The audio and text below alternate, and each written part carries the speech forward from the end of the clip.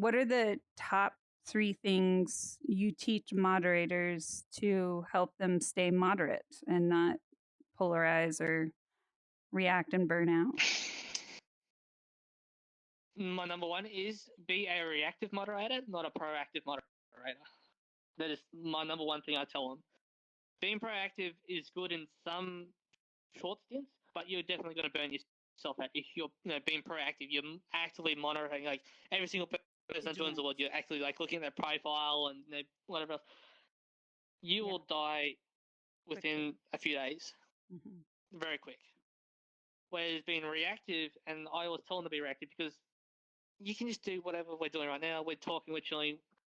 And if I hear in the background someone's calling someone, some profanities, like, okay, that's not normal. Let's go and check it out quickly and go deal with it.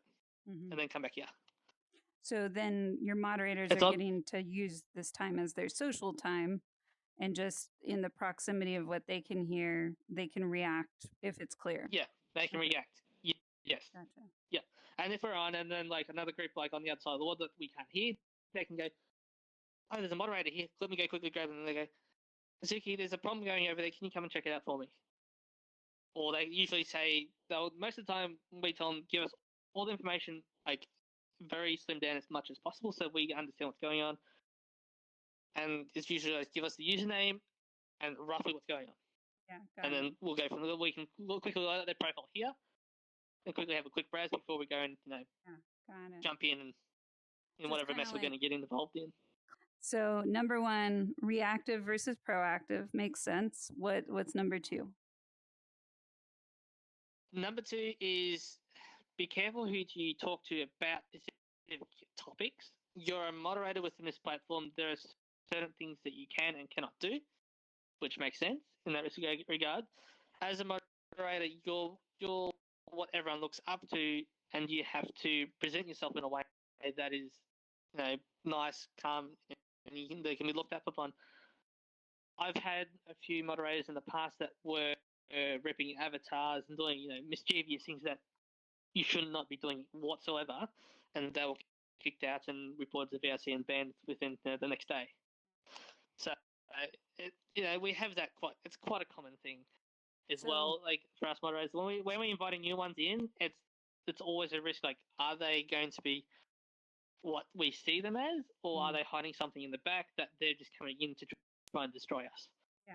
I actually do have number three. Oh, yeah. And there's also a very important one, which I tell most of them that come on as a moderator, and I tell them, you will be attacked, and you have to accept that fact. If you cannot accept that you will be doxxed or any type of harshly formed type of harassment, then this is not a position for you. If you're scared about being doxxed, do not be a moderator. You're going to get stabbed, and you're going to have to accept that fact. Yeah. And she cannot, and you cannot be a moderator, because if you show the trolls your weakness, they will use it to their advantage. What are signs that a moderator is burning out? Signs of burnout. They're not as active anymore. They tend to go to other worlds and not moderate the worlds that they're moderating in, because they're getting sick of people attacking them, targeting them. They don't want to deal with other people's drama anymore, because that's what it is. Sometimes we all get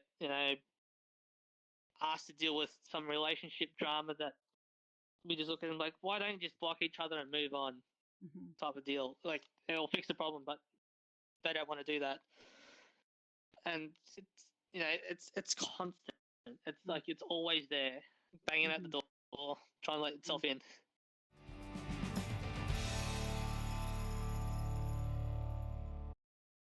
And what do you do to mitigate burnout with your moderators?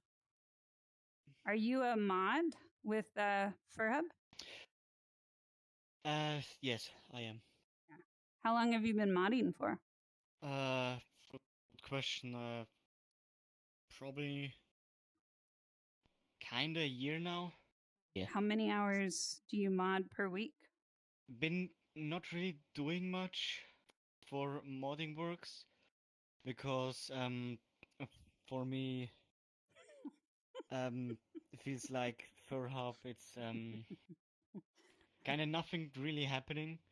I've been lately this week, but this week I've been going like 3 or 2 hours I guess being looking through the fur hub and seeing what's happening. Yeah, gotcha. And What fulfills you? What's fun about this? And yeah, you're being the vixen sorry, that was photobombing the side interview.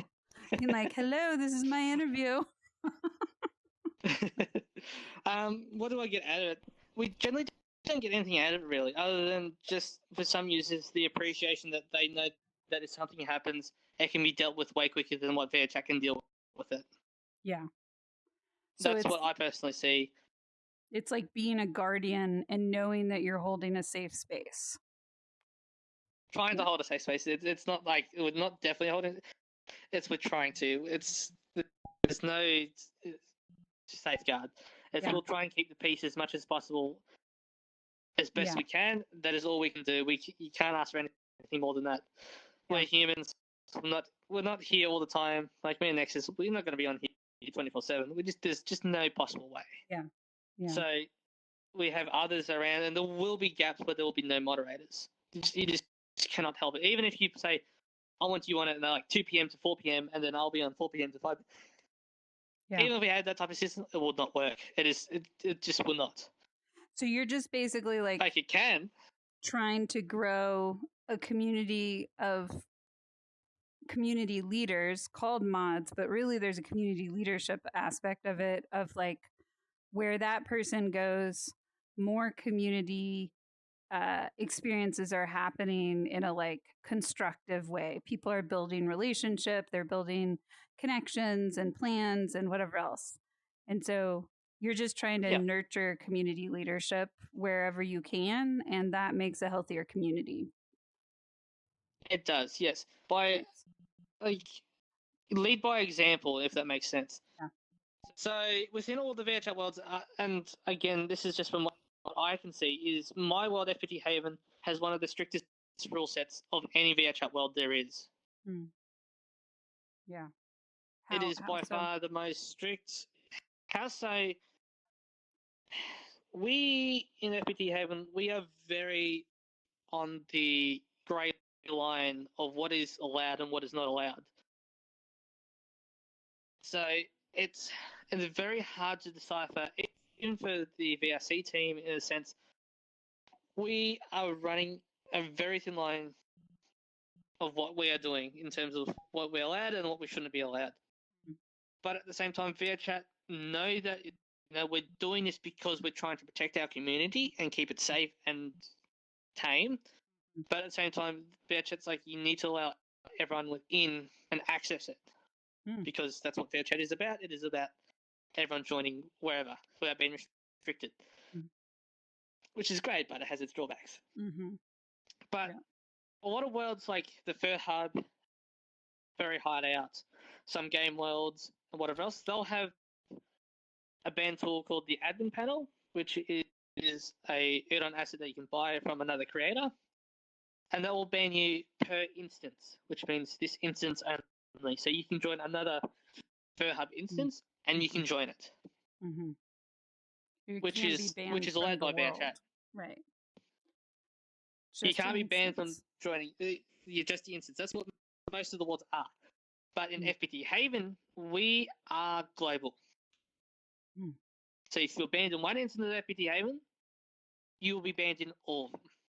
Doesn't matter if you make a private or a friends only instance, you will not, which is kind of against VRChat's rules. But we have a rule set again, like it's a big rule set. Like you behave by this, and you won't have any issues. When they get to the global stage, it's usually because they've done something bad enough to say you're not welcome here. You're not welcome in any of our worlds anymore, basically.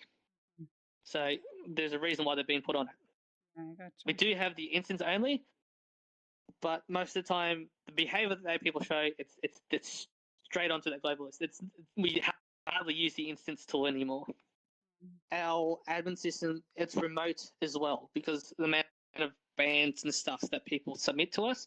So how I told you earlier, when people join like UMod, the Discord, and submit a ticket for moderation request, if they provide us with adequate evidence straight away, I don't have to log into VRChat. None of my FPT Haven moderators have to log into VRChat. We just have to open up a document, paste their name, press enter, and then 10 seconds later they'll be kicked out of the world. Oh wow.